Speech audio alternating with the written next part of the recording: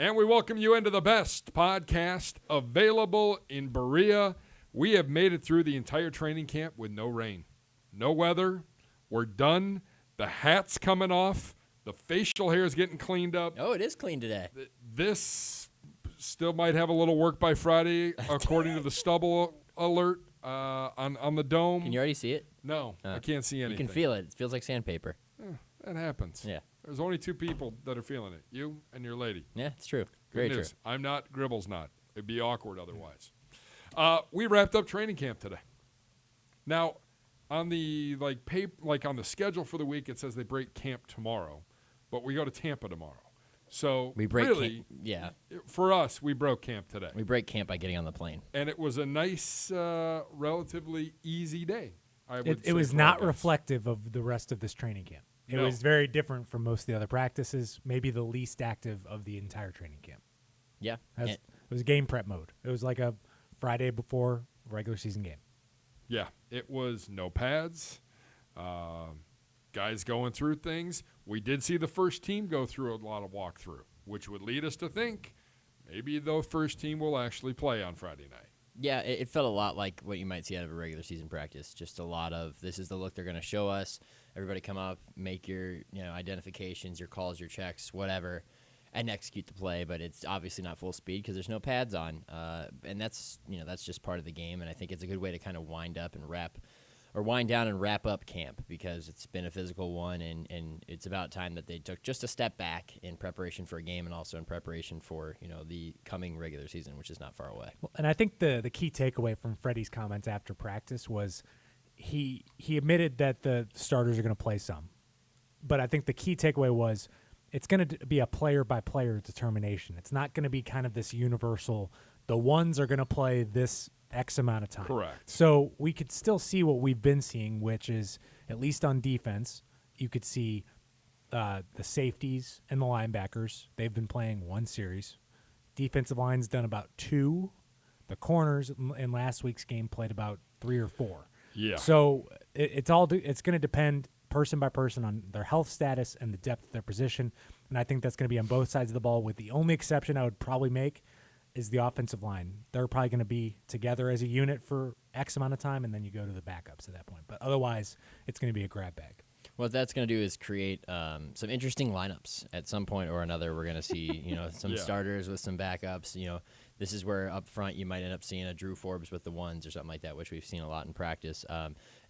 Different safeties playing with backup defensive linemen or whatever it is. Whoever needs to get more work in a game action, I think will end up taking those reps. And, I think it's kind of an antiquated idea that you just put all your ones out there and then you bring them off the field and you put the twos out there and you bring them off the field. Unless they've had a lot of time together over the course of many seasons, which typically doesn't happen because a third of the roster is turned over on average every year in the NFL, so bare minimum. So you don't have that type of continuity in this game anymore. So I see no reason why why you got to go out there and be like, yeah, all the ones got to play. And again, we've said this before, Odell Beckham can stay in bubble wrap. He does not need to play. You could probably throw Jarvis in there too. Yeah. Although we might see Jarvis. He's gotten more practice reps. Yeah. Odell has not. Saw a little bit of Jarvis and a little bit of Nick Chubb in the practice today, but not the whole time. No Nick Chubb Friday. We are on the No Nick Chubb Club for Friday night. Ah, nice. You like that? Yeah, that's good. That's it for the week. Are you in branding? There's nothing else. There's nothing else for the week that I'm going to offer that's going to be better than that. So we're done with training camp. We've got 2 practices next week, and we'll do our training camp awards next week as we wrap up the BPA training camp edition. But you get some stuff done today. Tomorrow, a little mock game, and then we travel to Tampa. Ultimately, what do you want to see out of this game Friday night? I think consistent execution across the board, both offensively. Depending on how long Baker Mayfield plays, you just want to see the offense do what it did in week 1. Not necessarily at that pace, but be as efficient or nearly as efficient, which is a tough ask. But also, this is a unit that didn't play at all in week 2. So if most of those guys are playing, I would like to see them move the ball against a defense that was horrid against the pass last year. They've changed in the offseason, obviously, but you still want to see them find some success. There's a lot of youth in the Tampa Bay secondary that I think they could probably take advantage of. And so you want to see that, and then I think defensively you want to see, depending on who starts, I really want to see the defensive line again play like it did against Indianapolis, because if this is a team that can replicate that type of performance up front with its front four, it's front seven, but really it's front four, a lot of teams are going to have a really tough time beating the Browns, and that's before the offense even steps on the field. Yeah, I'd like to see kind of a conclusion to the right guard competition, because it's gotta be decided by this point. Yeah. I think we're expecting to see Eric Kush at right guard. I'd like to see him play a solid game and just take that thing home, which I think is what they're looking for to happen. And then defensively, I guess the one thing I want to see that we haven't seen from the ones, they haven't had much of an opportunity, so maybe force a turnover. I mean, that'd be nice. You're playing Jameis Winston. He likes to throw picks. I mean, just he does. We've seen Mac Wilson and Greedy. They got interceptions in that first game, but that was a hallmark of this defense last year, especially during the first half of the season. I think you can come away feeling really good if your defense forces a turnover against their ones. I think every chance they get, even if it's third down, pull the offense off and let's kick the field goal. We've got to see something today. The kicking battle, there were makes, there was a miss from each one, and you just kind of no one is jumping to the forefront here to grab this position, and it is becoming a bigger and bigger concern every day. And it's gotten late very quickly. I mean, I'd be totally fine if we had a game that finished 15-10 and all the Browns' points were field goals, simply because they needed to test those guys more than they needed to score touchdowns. Yeah. I mean, this is an issue that's nowhere near a resolution. We went up, and then after last week's game and the misses on each side, we've just steadily gone down. And there's no answer really in sight, and it needs to be figured out because the season's around the corner. I'd be interested to see, what if you go with the strategy in this game where you just use one of the kickers? Just see how they handle a full game, knowing like you did with Garrett Gilbert, knowing that going into this game, you're playing the first half. Maybe do that with the kickers, see how they respond, and then do it with the other kicker in the last game. Because even though the players around them are going to be pretty different, you're still kicking a field goal. Yeah, that's a good point. Now, my question is, do you give the veteran first choice, or do you give that to Austin Seibert? I give it to who they think has been better. And I think Joseph has been slightly better, but not by much. Not enough. Not enough. Where he should feel comfortable by any stretch that he's won this competition. No, not at all. Backup quarterback. We'll see a little bit of that, obviously, on Friday night. I would expect that we probably won't see Drew Stanton. No need. No need. You know what you have there.